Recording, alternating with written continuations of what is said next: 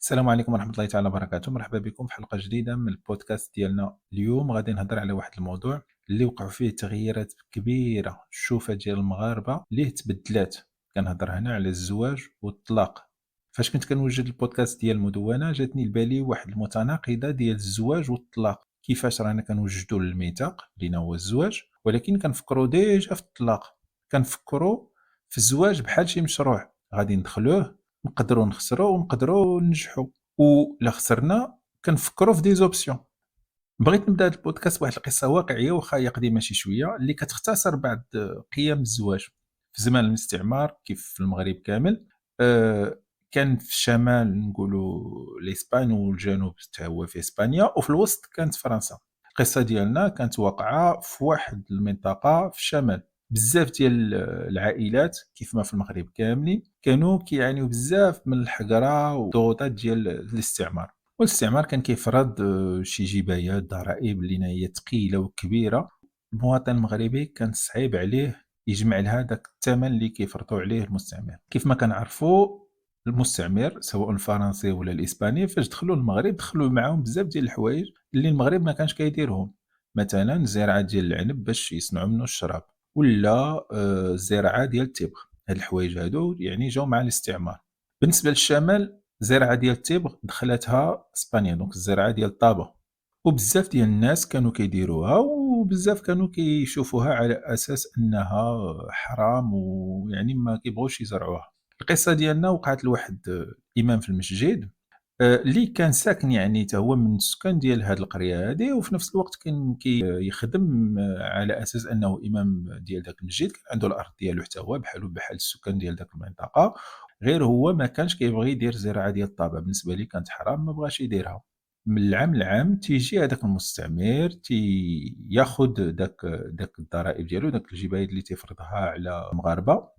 واحد جوج سيمانات قبل كيجي واحد البراح كيقول بان مثلا من لهنا جوج سيمانات غادي يجي هذوك الناس اللي تيجمعوا داك الضرائب، والسكان مساكن تينوضوا تيتقاتلوا يدابزوا يتكلفوا باش يجمعوا هذوك الفلوس ولا داك الحوايج اللي غادي يعطيهم على اساس ضريبه مفروضه من الاستعمار. اللي وقع هو ان واحد العام المحصول الزراعي كان ضعيف، وبزاف ديال الناس ما قدروش يخلصوا داك الضرائب اللي مفروضه عليهم، يمشاو للحبس. فاش كنقولوا مشاو للحبس راه كتعرفوا يعني في ذاك الوقت هذا كان الحقره وكان التعذيب بزاف. ومنهم هذا الامام هذا اللي فلت على شعره من الحبس، يعني تكلف وتسلف باش خلص لذاك الضرائب. والمراه ديالو فاش شافت هذيك الظروف هذيك اقترحت عليه بان حتى هما ينوضوا يديروا الزراعه ديال الطابه باش العام الجاي يقدروا انهم يخلصوا داك الضرائب وما يدخلش للحبس. بالنسبه للامام كانت لا هي لا. اللي وقع هو ان الخوت ديال هذا الامام هذه يعني قنعوا الزوجه ديال خوهم بانها تمشي تزرع الطابه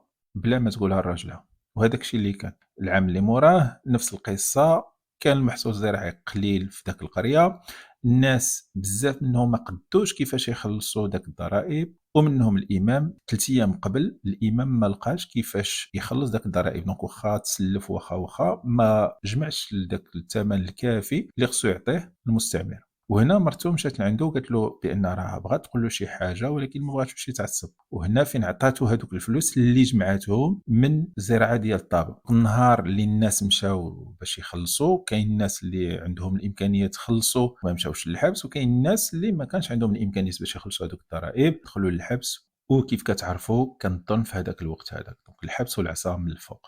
دونك من غير ما نناقشوا واش زراعه الطابه حلال ولا حرام، اللي كيعنينا في هذه القصه هذه هو داك الدور اللي لعبته هذه المراه هذا كسند ديال بصح للراجل ديالها. مرته ما كانش كتسنى منه مقابل، ولا كانت كتحمل مسؤوليه كبيره. الهدف ديالها هو ان الراجل ديالها ما يدخلش الحبس، هو ان الراجل ديالها النهار اللي غادي يجي مستعمر ويبغي ياخذ هذاك الضرائب تلقى على الاقل باش تخلص هاد الضرائب هادو. يعني هي من هادشي كلشي بالنسبه لها كشخص ما عندهاش لا ربح لا خطيه، ولكن اللي تيهمها هو ان الراجل ديالها ما يمشيش للحبس. دونك الحياه الزوجيه ديال بصح راه ما كتوقفش على الربح والخساره، ولكن على التعاون الشراكه باش هذيك العائله تبقى متماسكه ومستقره. وهذا الشيء اللي وقع في هذه القصه هذه. ولكن مالوغوزمون دابا في هذا الوقت هذا كنشوفوا بزاف ديال العيالات اللي كيسمحوا في الراجل ديالهم ولا اللي كيابوندونيو العائله ديالهم على اقل مشكل كيتلاقاو معاه. وكنلقاو الناس دابا سواء راجل ولا امراه كيفكروا في الطلاق على اقل مشكل. بالنسبة ليهم الطلاق راه هو الحل. ولينا اليوم كنشوفوا الطلاق سورتو بالنسبة للعيالات بحال شي موضة في شي نوبات كتلقاها كاع مناسبة كيتحتفل بها. زمان كان الطلاق آخر حل وكان المجتمع كيتجنب الهضرة عليه، والهدف ديما كان هو أن هذيك العلاقة الزوجية تبقى ناجحة باش ما كان. ولكن اليوم تغيرت بزاف النظرة ديال المغاربة وحتى العقليات تبدلات. بزاف ديال الناس ولاو كيدخلوا للزواج وكيفكروا في الطلاق بحال شي اختيار حتى هو بحال شي خيار واخا قبل ما يبداو العلاقة الزوجية. وزيادة على هاد الشيء ولات كتبان بزاف ديال الحوايج جديدة كيف قلت قبيلة بحال الاحتفال بالطلاق بحال اللي زعما راه شي انجاز ولا شي بداية ديال شي حياة جديدة. في زمان جدودنا ولا والدينا من ديال الستينات واقل الزواج كان شي حاجة اللي هي نقولوا مقدسة وكتعتبر زعما من الركائز ديال الحياة. كانت القيم العائلية وداك العادات عندها واحد الدور كبير باش تزيد تأكد على هذا المفهوم هذا.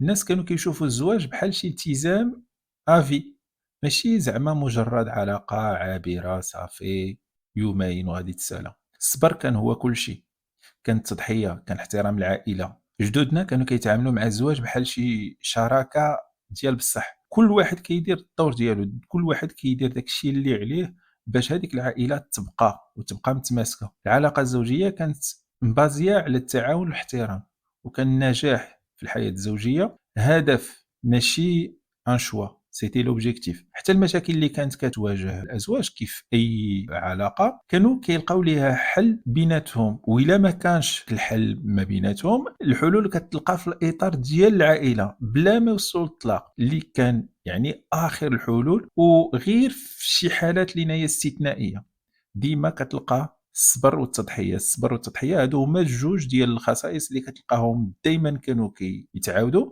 وكانوا كيطبقوا، كانوا من اهم الركائز ديال العلاقه الزوجيه. وهذا الشيء هذا راه ماشي غير كلام، هذا الشيء هذا راه كان كيبان في داك المواقف الصعيبه اللي كتواجه كل عائله كل كوبل كل اسره صغيره. الناس كانوا كيتعاملوا على ان الصبر هو كل شيء. الا عندك شي مشكل كتصبر، كيف كنقولوا حنا بالدارجه ديالنا الا لقيتي شي جوج متفاهمين عرف بان الثقل على واحد، بان الذكر على واحد. يعني دائما كتلقى مره انت مره انا، الصبر ديما كل واحد كيدير عين ميكا وكيخلي الامور دوز. هاد الحوايج هادو كيبانوا حتى في داك الاحترام الكبير اللي كان ما بين الازواج والعائله ديالهم. حتى في داك الحالات اللي كانت كتوقع فيها الصعوبات كانت العائله كلها كتدخل بخيط ابيض باش يسهلوا الامور، باش يطيبوا بالخاطر ديال كل واحد. وكان الاحترام ما بين هاد الناس هادو، كانت الاحترام ما بين العائلات، وكيحاولوا انهم يدوزوا الامور ويحافظوا على هاد التوازن هذا ويختاروا الحل ديال البقاء ماشي ديال الطلاق.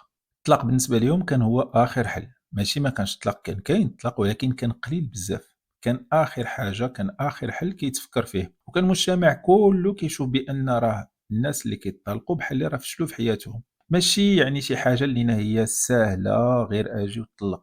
كان الطلاق صعيب يتقبلوا الواحد. الناس كانوا كيعطيو أهمية كبيرة باش العلاقة تبقى ناجحة، وكيحاولوا أنهم يعني ييسروا ويسهلوا الأمور ما بين الرجل ومرته. والتدخلات ديال العائلة كانت ديما بخيط أبيض، ما كانش كتدخل باش تقول لك أسيدي صافي قول له يعطيك مراتك، ولا أسيدي مالها كتنفخ عليك، ولا كانوا كيدخلوا بخيط أبيض باش يقادوا الحوايج للأحسن ماشي باش يزيدوا يكحلوها. ومن طبيعة الحال يعني الطلاق كيبقى كآخر اختيار إلا كانوا كاع هاد التدخلات هادو بخيط بيض ما عطاو والو، وكانوا كيشوفوا بأن راه صافي الحياة راه ما بقاتش صالحة ما بين هذاك الرجل والمرأة، تيجي الطلاق كاختيار لينا هو طبيعي لينا هو ضروري. ولكن مع الوقت تبدلات هاد العقلية هادي، وخصوصا مع الإعلام وهاد لي ريزو سوسيو اللي ولاو كيلعبوا واحد الدور كبير في هاد لي شونجمون هادو. حيت ولينا كنشوفوا في المسلسلات، كنشوفوا في لي ريزو سوسيو، كنشوفوا أفكار جديدة على العلاقة الزوجية، منها اللي جا من ثقافة اللي هي ماشي الثقافة ديالنا، الثقافات الغربية. وهاد الثقافات بيان سور غادي تأثر على الثقافة ديالنا إلا دخلت عليها، لأنهم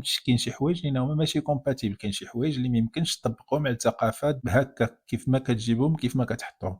مثلا ولاو بزاف ديال الناس كيشوفوا بان الزواج راه بحال شي علاقه اللي هي شخصيه اكثر من اللي منها التزام عائلي. ولينا صافي كنتلاقاو كنشوفوا العقليه ديالي يا سيدي مشات مع ديالك صافي بسلامه غادي نطلقوا.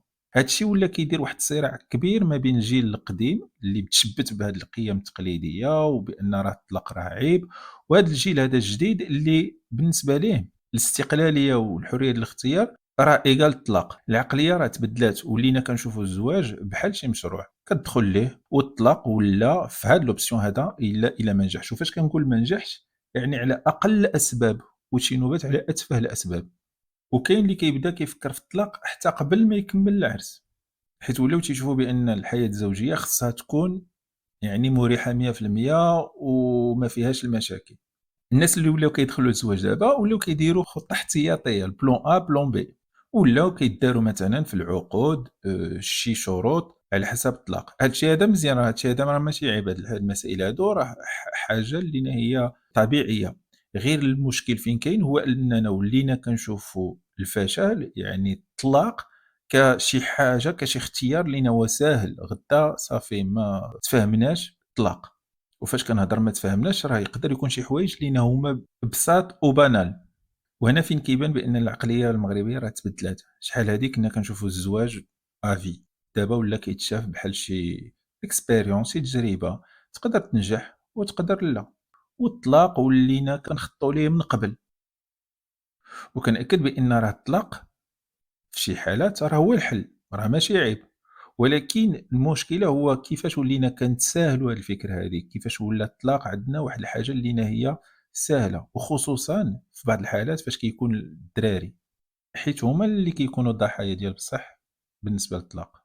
حيت واخا كنشوفوا الطلاق زعما راه بحال شي حل لينا هو عملي، راه التأثير ديالو كيبقى كبير على كلشي، سواء هذاك الراجل ولا هذيك المرا اللي طلقات، وسورتو هادوك الدراري اللي كيتأثروا بزاف حيت كيبقاو كيتعرضوا لمشاكل نفسية، كيوليو متوترين، كيوليو عندهم مشكل واش تختار ما بين باباك وماماك. يعني هاد الحوايج خصوصًا اللي كانوا الأطفال اللي هُما مازالين صغار ومازال ما عندهمش داك الطريقة ديال أنهم يستوعبوا شنو هو الطلاق. وكثير من هاد الدراري هادو تيبداو تيوقعوا لهم مشاكل في الدراسة ديالهم وحتى في العلاقة ديالهم مع الناس، يعني مع المجتمع، مع الآخر. وبالنسبة للزوجين راه إلا ما كانوش بجوج بيهم خاسرين، راه ضروري غادي يكون فيهم واحد خاسر ماديًا ومعنويًا، حيت الطلاق راه غالبًا تيجيو معاه مصاريف كتيرة ومشاكل قانونية. العائلات حتى هما تيتحطوا في شي مواقف اللي هما صعيبة، حيت شي نوبات كيبداو حتى هما كيتدخلوا، كيبداو يحاولوا أنهم زعما يديروا بلاصتهم مع هذا ولا مع هذا. تولي حتى مشاحنات ما بين العائلات ديال الأزواج. راه الطلاق واخا هو قرار يعني بيرسونيل شخصي لكل واحد، يعني ما بين الراجل ومرته، راه عنده آثار كبيرة كتمشي حتى لداك العائلات وإلا ما قلتش المجتمع كله، حيت هادوك الدراري اللي هما غادي يتأثروا راه غادي يكون عندهم حتى هما تأثير على المجتمع. وكيف قلت الطلاق راه تيبقى حل، راه حاجة محللة من عند الله، واخا يعني عنده المساوئ ديالو راه تيبقى حل باش كل واحد ما يضرش في العلاقة الزوجية. غير هو كاين واحد الظاهرة اللي أنا كتبان لي ماشي نورمال، اللي ماشي طبيعية، هي الاحتفال بالطلاق. الناس ولاو كيديروا حفلات خاصة بالمناسبة ديال الطلاق، بحال جي زعما راه احتفال بشي حاجة، راه تسالات واحد العلاقة وراني غادي نبدا حياة جديدة. هاد النوع ديال الاحتفالات كيكون يعني أكترية من الناس اللي هُما كيكونوا شوية مأثّرين بالثقافة الغربية، وفي أغلب الأحيان كيكون يعني الأكترية العيالات هُما اللي ينظموا بحال هاد الاحتفالات هادو.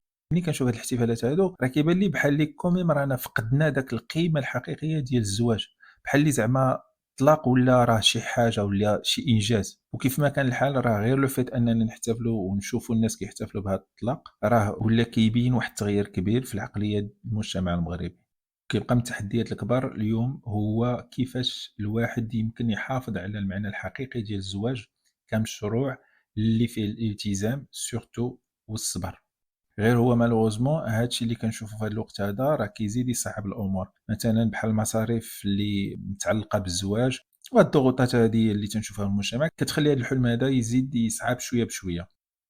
اليوم المجتمع كيتطور، ولكن خصنا نفكروا بأن هاد التحولات هادي راه خاصها تقوي هذيك العلاقة الزوجية وما تزيدش تفكُّك. كيف ما كان الحال راه تتبقى لا communication، دونك الحوار والتفاهم والصبر هُما داك المفاتيح الأساسية باش العلاقة الزوجية تبقى وتدوم وتكون ديما قوية. ولكن مع ذلك واخا هادشي كلشي، واخا التغييرات هادي كلها، بزاف ديال الشباب مازال تيشوف بأن الزواج راه حلم، ومازال عندهم داك الآمل أنهم يلقاو شريك ديال حياتهم اللي يفهمهم، يعيش معاهم حياتهم كلها وتكون حياة مستقرة. وفي وسط هاد التغييرات هادي كلها مازال الحمد لله الحب ومازال داك لا فولونتي أنك تلقى شريك حياتك اللي تعيش معاه، مازال الحمد لله هاد الشي مازال كاين وكاينوا بزاف. كاين الحمد لله شباب مازال كيشوفوا بأن الزواج راه وسيلة باش يبنيو عائلة، كتوفر لهم الأمان والدعم النفسي باش يوصلوا ويحققوا هادوك الحوايج والأحلام ديالهم اللي راسمينها. كنشكركم بزاف على المتابعة، ما تنساوش تخليو التعليقات ديالكم وتشاركوا هذا المحتوى هذا إلى عجبكم وشفتوه كيستحق المشاركة. نشوفكم في حلقة جديدة إن شاء الله. السلام عليكم، تشاو.